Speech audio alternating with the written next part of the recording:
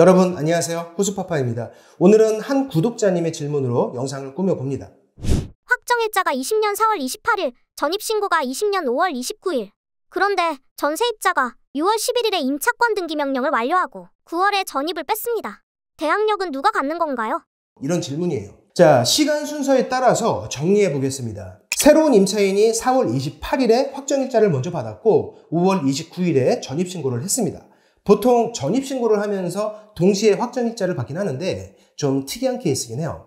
아마 확정일자를 먼저 받은 상태에서 5월 29일에 이사를 들어간 것으로 보입니다. 질문의 자세한 설명이 약간 부족하지만 그렇게 가정해 본다면요. 신규 임차인의 대항력이 발생하는 시점은 언제죠? 주택임대차보호법 3조 1항에 의해서 5월 30일부터 대항력을 갖게 되죠. 그런데 기존에 살고 있던 임차인이 보증금을 돌려받지 못한 것 같아요. 6월 10일에 임차권 등기가 완료됐고 9월에 전입을 뺐습니다. 원래대로라면 기존 임차인 A는 조치를 잘 했죠. 기존 대항력이 깨지지 않고 계속 유지되는 것으로 보여요. 이 상황에서 집이 경매에 넘어가거나 하는 불상사가 생긴다면 대항력은 누구한테 있는가? 이게 오늘의 질문이죠. 답을 얻으려면 여기 5월 29일부터 6월 10일까지를 좀 따져봐야 합니다. 새로운 임차인인 B가 5월 29일 전입신고를 한 날 입주를 한 것이 맞다면 기존 임차인 A는 그날부터 실제 점유를 하지 않았겠죠. 실제 점유는 B가 하고 A는 전입만 빼지 않은 상태였겠죠. 그 상태로 며칠 더 기다리다가 보증금을 계속 돌려받지 못하니까 A가 임차권 등기 명령을 신청했고 그게 6월 10일에 완료된 겁니다. A는 한참 뒤인 9월에 전출을 나갔고요.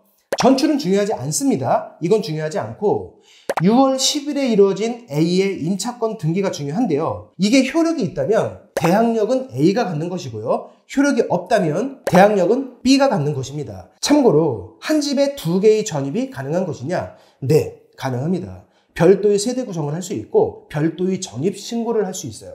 자, 현재 상황에서 신규 임차인이 5월 29일에 실제 입주를 한 게 맞다면 기존 임차인은 전입만 빼지 않았을 뿐 5월 29일 날짜로 점유는 깨진 거죠. 대항력은 전입과 점유가 모두 있어야 효력이 발생됩니다. 그런데 지금 이 상황에선 5월 29일에 기존 임차인의 점유가 사라졌죠. 기존 임차인은 이 순간부터 대항력을 상실했어요. 그리고 6월 10일에 이미 대항력이 깨진 상태에서 임차권 등기가 완료됐습니다. 이 임차권 등기는 기존 임차인의 우선 변제권을 계속 이어주지 못해요. 점유가 빠져있는 상태에서 실행됐기 때문에 기존 임차인은 전입과 점유를 모두 갖추고 있는 신규 임차인에게 대항하지 못합니다. 그리고 점유를 하지 않았다는 사실은 신규 임차인이 증인이 될 겁니다. 그래야 신규 임차인에게 유리하니까요.